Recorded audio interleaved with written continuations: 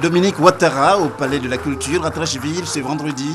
Elle y est arrivée aux environs de 16 h sous des acclamations pour l'ouverture de la première édition du festival Abidjan Capitale du Rire.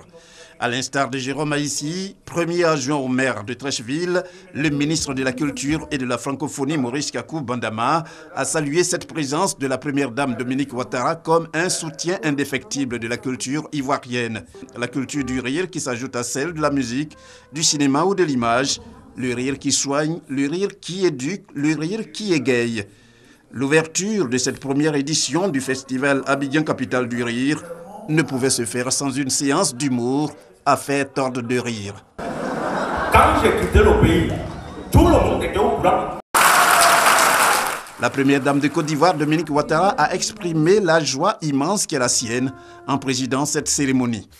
Je suis très heureuse d'être avec vous cet après-midi pour l'inauguration de la première édition du Festival du Rire d'Abidjan, baptisé Abidjan Capitale du Rire.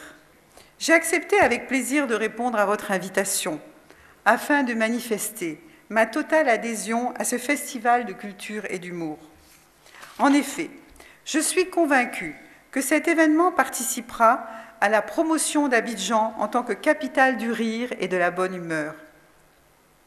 En cette période joyeuse de préparation de fêtes de fin d'année, ces 3 jours de spectacle permettront de terminer 2015 dans la joie. Je souhaite à l'ensemble des festivaliers qui s'arrêteront au Palais de la Culture de passer des moments agréables de détente avec les artistes de qualité qui se succéderont sur scène. J'encourage vivement cette initiative et j'émets le vœu qu'elle se pérennise, car un tel événement participe non seulement à la promotion de la culture et de la francophonie, mais aussi aux valeurs d'amitié et de fraternité chères à notre pays. Après avoir déclaré ouverte cette cérémonie, la première dame de Côte d'Ivoire, Dominique Ouattara, s'est rendue au village du Gondwana, à quelques encablures du Palais de la Culture. Elle y a visité quelques stands d'exposition photos et procédé à la coupure symbolique du ruban avant de prendre congé.